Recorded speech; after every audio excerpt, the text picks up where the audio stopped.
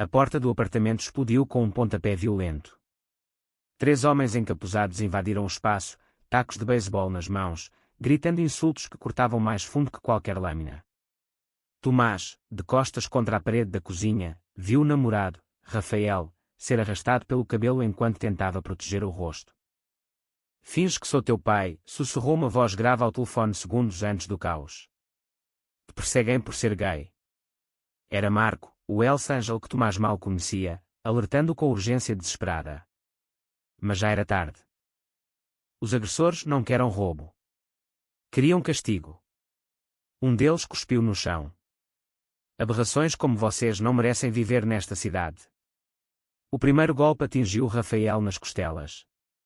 Tomás gritou, lançando-se em frente, mas levou um soco que o fez cair, vendo estrelas. O mundo girava. Sangue na boca. Rafael gemendo no chão. Foi então que o rugido de várias motas encheu a rua estreita do Bairro Alto. Portas de carros bateram. Botas pesadas subiram as escadas a correr. A porta, já partida, voou definitivamente das dobradiças. Marco entrou primeiro, 2 metros de músculo coberto de tatuagens e couro preto, olhos flamejantes. Atrás dele, 4 irmãos do Clube Hells Angels portugueses, prontos para a guerra. Os encapuzados congelaram. Um tentou fugir, mas foi agarrado pela nuca e atirado contra a parede. Em menos de 1 minuto, os agressores estavam no chão, gemendo, enquanto Marco ajudava Tomás a levantar-se. Respira, miúdo, disse Marco, voz rouca mas surpreendentemente suave. Estás seguro agora? Rafael, encostado ao sofá partido, olhava o homem com incredulidade. Quem? Quem é você? Marco hesitou. Olhou para Tomás nos olhos, como se pedisse permissão. Tomás, ainda ofegante, assentiu devagar. Sou o pai dele, respondeu Marco. A mentira saiu firme, mas o coração batia descontrolado. Rafael franziu o sobrolho. Pai? Tomás nunca falou de si. Tomás engoliu em seco. A verdade era muito mais complicada. Tudo começara 6 meses antes, numa noite chuvosa de maio, quando Tomás, então com 24 anos, decidiu finalmente contar à mãe que era gay. A reação fora devastadora, lágrimas, gritos, portas batidas. Nunca mais quero ver-te. A mãe cortara contacto. O pai biológico abandonara a família quando Tomás tinha 5 anos. Nunca mais dera sinal. Desesperado, Tomás passara semanas em bares LGBT de Lisboa, bebendo demais, procurando esquecer. Numa dessas noites, no Finalmente Club, conhecera Rafael, 26 anos, designer gráfico, sorriso fácil e olhos verdes que pareciam prometer um futuro melhor. Apaixonaram-se rápido, intensamente. Rafael era o primeiro homem que o fazia sentir inteiro. Mas Lisboa, apesar de progressista, ainda guardava bolsos de ódio. Comentários nas ruas, olhares tortos, ameaças anónimas nas redes. Tomás começara a receber mensagens, fotos tiradas à distância, vamos limpar a cidade de lixo como tu. Rafael tentava minimizar, mas o medo crescia. Uma noite, no bar Trams, Tomás bebeu demais e desabafou com um estranho de jaqueta de couro cheia de patches. O homem ouviu em silêncio, fumando um cigarro atrás do outro. Quando Tomás terminou, o estranho disse apenas, conheço essa dor. Chamava-se Marco, 48 anos, presidente do capítulo português dos Hells Angels. Ex-militar, viúvo, vida dura. Sem que Tomás soubesse, Marco era mais do que um estranho solidário. Era o pai que desaparecera 20 anos antes. Marco abandonara a família por vergonha própria, aos 30 anos descobrira que era gay, numa época em que isso significava ostracismo total. Não suportara a ideia de destruir a mulher e o filho com a verdade. Fugira. Anos depois, entrara para o clube de motares buscando família substituta. Vivera no armário, relações secretas, arrependimento constante. Ao ver Tomás no bar, tão parecido consigo jovem, Marco reconhecera-o imediatamente. A semelhança física era gritante. Durante semanas, seguiram-o à distância, protegendo sem se revelar. Quando as ameaças começaram, Marco mobilizara irmãos do clube para vigiar. Agora, no apartamento destruído, a mentira, sou o teu pai, tornara-se escudo temporário. Rafael, confuso, ajudou Tomás a sentar-se. Vamos à polícia. Marco abanou a cabeça. Esses tipos têm ligações. Polícia não resolve. Nós resolvemos. Tomás olhou para Marco. Algo na voz, no olhar, mexia com ele. Porque está a ajudar-me. Marco desviou o olhar. Porque alguém tem de proteger os seus. Os dias seguintes foram de tensão. Rafael e Tomás mudaram-se temporariamente para casa de amigos. Marco aparecia todos os dias, trazendo comida, verificando segurança. A presença dele incomodava Rafael. Não percebo, disse Rafael uma noite, só os dois na cozinha. Esse homem aparece do nada, diz que é teu pai, mas tu nunca falaste dele. E esses motares? Parecem perigosos. Tomás suspirou. Eu também não percebo tudo. Mas salvou-nos a vida. Rafael aproximou-se, tocando-lhe no rosto. Tenho medo que te aconteça algo. Amo-te demais para perder. Beijaram-se suavemente, mas o beijo trazia ansiedade. Rafael sentia ciúmes irracionais daquele pai que surgira como protetor possessivo. Enquanto isso, Marco lutava internamente. Cada vez que via Tomás com Rafael, lembrava-se do amor que nunca vivera abertamente. Sentia orgulho e inveja. Queria contar a verdade, mas temia perder o pouco contacto que conquistara. Uma semana depois, novo ataque. Desta vez num beco perto do Príncipe Real, Tomás saíra sozinho comprar tabaco. Dois homens esperavam-no. Um sacou faca. Marco, que seguia sempre a distância, interveio. Luta corporal. Marco levou golpe no braço, mas neutralizou os agressores. Tomás viu sangrar, correu para ajudar. No hospital, enquanto coziam o braço de Marco, Tomás perguntou, por que faz isto tudo? Não me conhece há assim tanto tempo. Marco olhou longamente. Conheço-te há mais tempo do que pensas. Tomás sentiu arrepio. O quê? Marco respirou fundo. Sou teu pai, Tomás. O verdadeiro. Deserti há 20 anos porque também sou gay. Tive medo. Covardia. Arrependo-me todos os dias. Silêncio pesado. Tomás empalideceu. Lágrimas nos olhos. Mentiste à minha mãe. Fugiste por isso. Marco assentiu, voz quebrada. Destruí tudo. Quando te vi no bar, soube que era minha chance de reparar, mesmo que à distância. Não queria que vivesses o mesmo inferno que eu. Tomás levantou-se, furioso. Tens ideia do quanto a mãe sofreu? Do quanto eu precisei de um pai? Saiu do quarto aos tropeções. Marco ficou só, cabeça entre as mãos. Rafael, ao saber, reagiu mal, então o homem que salvou-nos é teu pai biológico. Escondeu isso. Não confio nele. A relação começou a rachar. Rafael sentia-se traído pela omissão de Tomás, que não sabia, mas projetava raiva em Marco. Tomás, dividido entre raiva ao pai e gratidão, afastava-se de Rafael sem perceber. Marco, vendo o filho sofrer, decidiu afastar-se. Deixou carta: não mereço estar na tua vida. Protegerei de longe. Perdoa-me se puderes. Mas o destino tinha outros planos.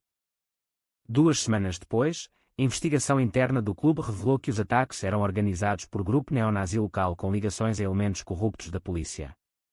Marco mobilizou todo o capítulo. Planeava confronto final. Tomás, ao saber por um irmão do clube, correu para impedir. Não quero que morras por mim. Marco sorriu triste. É o mínimo que posso fazer como pai. Rafael, ouvindo a conversa escondido, percebeu a profundidade do sacrifício. Ciúme dissolveu-se em compreensão. Na noite do confronto, num armazém abandonado em Alcântara, Hells Angels enfrentaram neonazis. Luta brutal, mas controlada. Polícia honesta chegou a tempo, prendas feitas. Marco saiu ferido, bala de raspão na perna. Tomás e Rafael correram para ele no hospital. Tomás abraçou-o, chorando. Desculpa. Precisava de tempo. És meu pai. Quero-te na minha vida. Rafael apertou a mão de Marco. Obrigado por salvar o homem que amo. Marco, emocionado, sorriu pela primeira vez abertamente. Vocês merecem ser felizes. Eu nunca tive coragem. Vocês têm. Meses depois, em tarde ensolarada no mirador da Senhora do Monte, Tomás e Rafael sentaram-se com Marco. Lisboa estendia-se aos pés, dourada e acolhedora. Vamos oficializar, disse Rafael, mostrando anéis simples. Queres ser padrinho? Marco engoliu lágrimas. Seria a maior honra da minha vida. Tomás encostou a cabeça no ombro do pai. Demoramos, mas encontramos o caminho. O sol descia, pintando o céu de rosa e laranja. 3 homens, ligados por sangue, amor e redenção, olhavam o futuro sem medo. O casamento foi marcado para setembro, no pequeno jardim de uma quinta em Sintra, rodeada de névoa e eucaliptos. Tomás e Rafael queriam algo íntimo, 20 convidados, flores brancas, música suave. Marco ajudava em tudo, discreto mas presente. Mas sombras antigas não desaparecem facilmente. A mãe de Tomás, Ana, soube do casamento por uma prima fofoqueira. Há anos sem falar com o filho, a notícia do casamento gay foi a gota de água. Telefonou furiosa, vais envergonhar a família toda. Tomás, já curado de grande parte da dor, respondeu calmo, mãe, amo o Rafael. Se não aceitares, é escolha tua. A porta fica aberta. Desligou tremendo. Rafael abraçou, orgulho de ti. Marco, ao saber, sentiu culpa renovada. Fui eu que destruí a relação dela contigo. Tomás abanou a cabeça. Cada um faz escolhas. Ela pode mudar. Mas Ana não mudou. Chegou mesmo a espalhar rumores na pequena terra alentejana onde vivia, dizendo que o filho fora corrompido por gente perigosa. Os rumores chegaram a Rafael no trabalho, comentários maldosos de clientes conservadores. Rafael, sempre otimista, começou a duvidar. Talvez devêssemos esperar, disse uma noite. Não quero causar-te mais sofrimento. Tomás sentiu o chão fugir. Estás a desistir de nós? Não. Só. Tenho medo que o ódio nos desgaste. Discussão acalorada. Palavras duras. Rafael saiu para caminhar. Tomás ficou só, coração apertado. Marco apareceu horas depois. Rafael está no bar do costume. Vai falar com ele. Tomás correu. Encontrou Rafael bebendo sozinho no finalmente. Desculpa, disseram os dois ao mesmo tempo. Abraçaram-se no meio da pista vazia, música lenta ao fundo. Nada nem ninguém nos separa, prometeu Tomás. Mas o teste maior estava por vir. Uma semana antes do casamento, carta anónima chegou à quinta, fotos dos noivos beijando-se, ameaças explícitas. Não haverá casamento. Vamos acabar com a pouca vergonha. Pânico. Polícia alertada, mas provas insuficientes. Marco mobilizou o clube novamente. Vigilância 24 horas. Rafael entrou em crise. Não suporto mais viver com medo. Tomás, exausto, sugeriu adiar. Rafael recusou. Ou enfrentamos agora, ou nunca. Na véspera, confronto inesperado, Ana apareceu na quinta, olhos vermelhos de chorar longamente. Posso falar contigo? Pediu a Tomás. Conversaram no jardim. Ana confessou, após a chamada, pesquisara na internet histórias de pais que rejeitaram filhos LGBT e depois se arrependeram tarde demais. Chorara dias inteiros. Tenho medo de te perder para sempre. Posso tentar conhecer o Rafael. Tomás, emocionado, apresentou-os. Conversa tensa, mas honesta. Ana pediu desculpa. Rafael, generoso, aceitou. No dia do casamento, Ana estava na primeira fila, chorando de emoção ao ver o filho feliz. Mas durante a cerimónia, barulho de motas. Todos gelaram. Era o clube de Marco, formando guarda de honra à entrada, capacetes baixos, em sinal de respeito. Em vez de ameaça, proteção visível.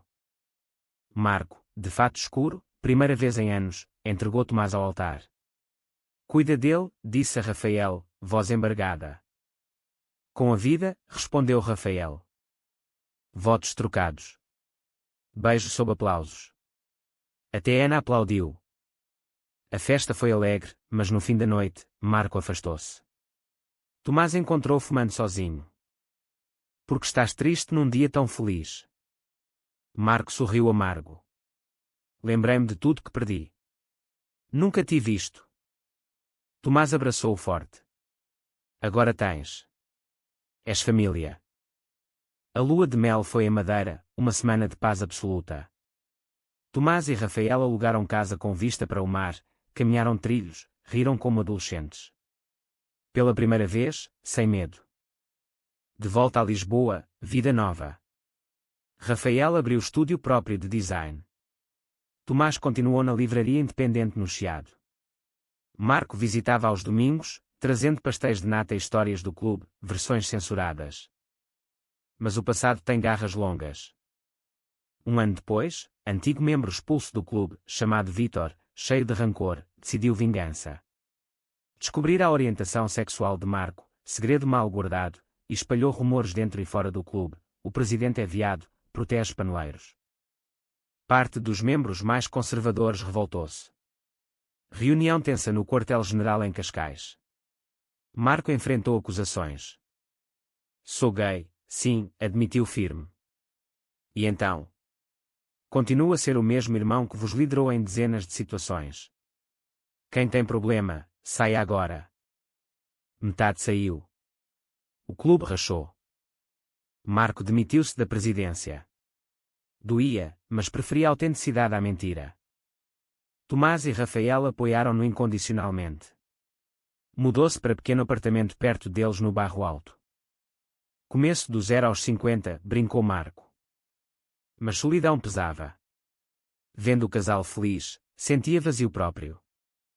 Rafael, perspicaz, sugeriu, conheces alguém no clube que...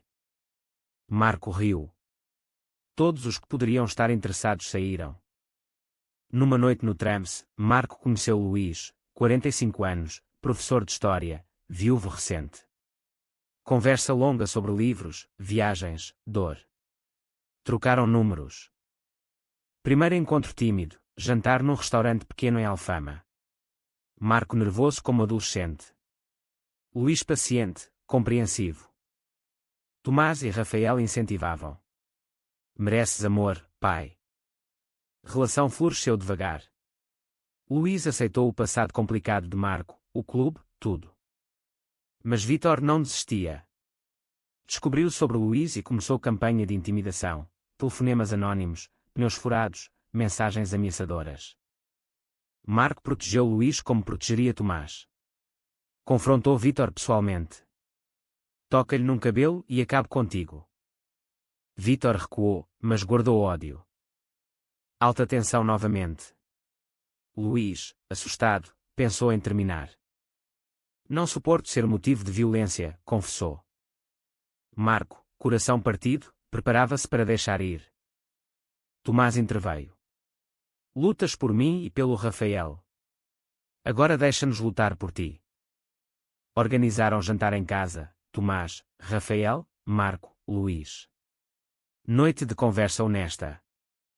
Rafael contou como o medo quase os separara, mas o amor vencera. Luís chorou. Ficou. Vítor, vendo que não conseguia destruir, tentou ataque físico.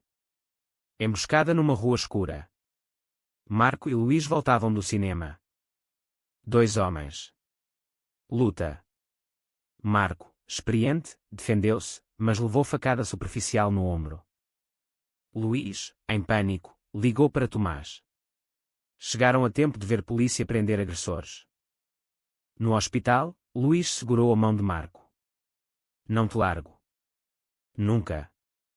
Marco, anestesiado, sorriu. Primeira vez que alguém fica por mim. Recuperação longa. Marco em casa de Tomás e Rafael. Luís visitava todos os dias, cozinhava, cuidava. Relação aprofundou-se. Pela primeira vez, Marco viveu abertamente o amor.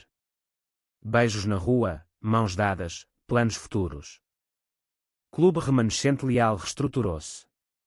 Novo presidente propôs que Marco voltasse como conselheiro honorário. Aceitou. Vítor preso, ameaça neutralizada. Mas nova prova: Ana, a mãe de Tomás, sofreu AVC. Hospitalizada no Alentejo. Tomás correu para lá. Longas horas ao lado da cama. Ana, debilitada, pediu perdão novamente.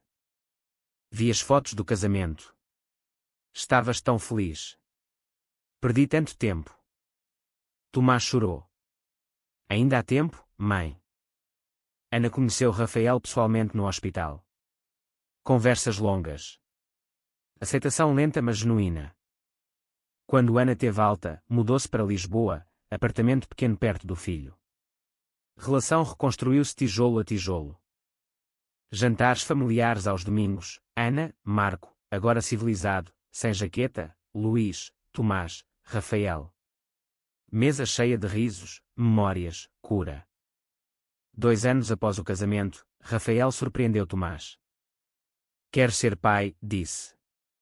Adoção ou barriga de aluguer? O que achas?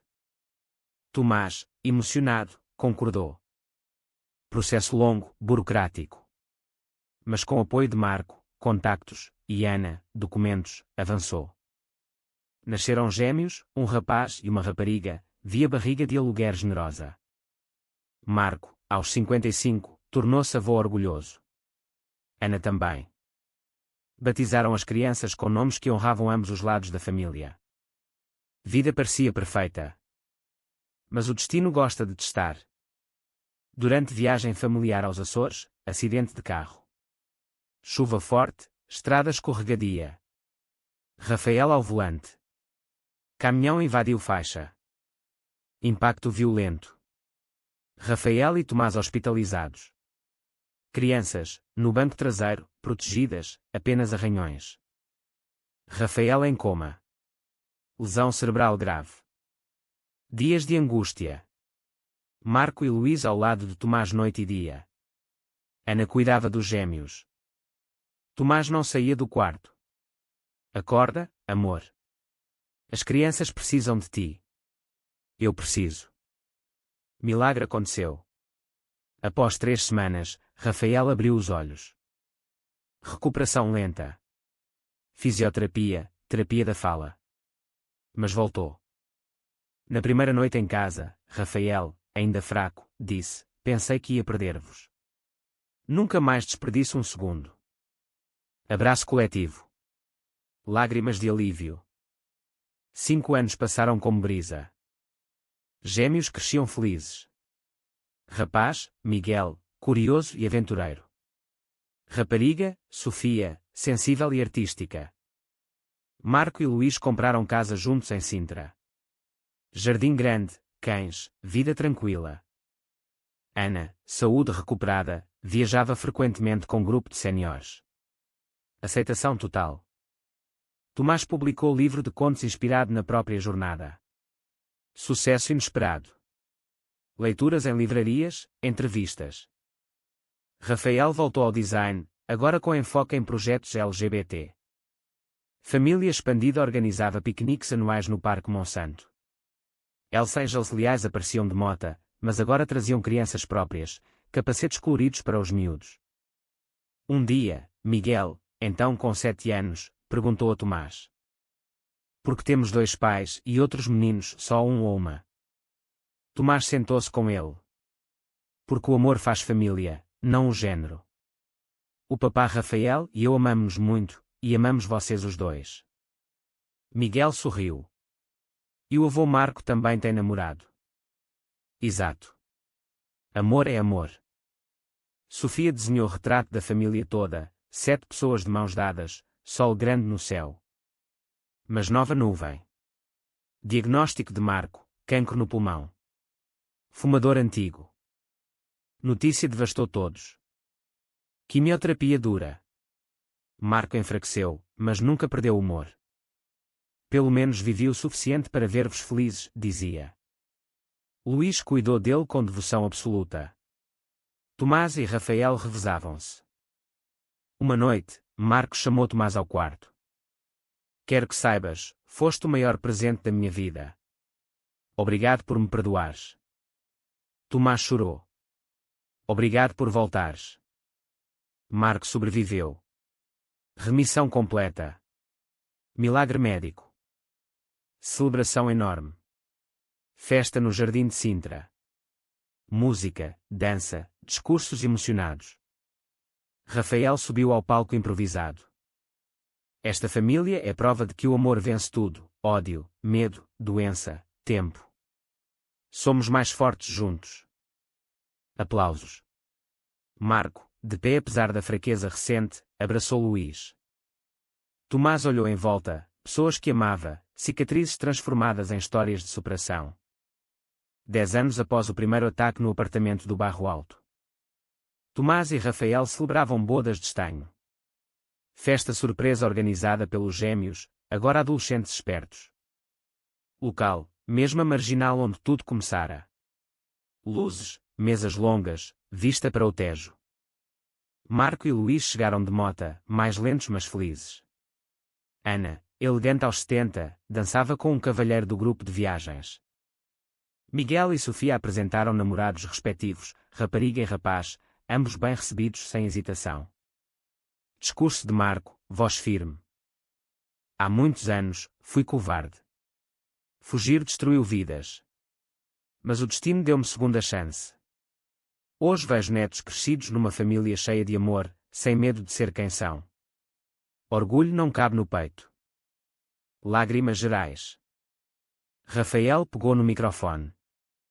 Quando aqueles homens invadiram a nossa casa, pensei que o mundo acabava. Mas um homem de jaqueta de cor entrou e mudou tudo. Marco, não só salvaste o Tomás. Salvaste-nos a todos. És o pai que escolhemos, o herói que precisávamos. Tomás completou. Aprendemos que família não é só sangue. É quem fica quando tudo desaba. É quem luta por ti mesmo quando tu desististe de ti mesmo. Abraços longos. Música começou. Casal dançou primeiro, depois todos se juntaram. Fogos de artifício iluminaram o céu sobre o rio. Reflexos dourados na água. Tomás encostou a cabeça no ombro de Rafael. Valeu cada lágrima, sussurrou. Rafael beijou-lhe a testa. Cada uma. Marco, ao lado de Luís, observava a cena. Olhos marejados. Conseguimos, murmurou Luís. Conseguimos, confirmou Marco. A noite terminou com promessa silenciosa: continuar amando, protegendo, vivendo sem medo. Lisboa, cidade de luz e saudade, abraçava-os a todos. Amor, enfim, vencera.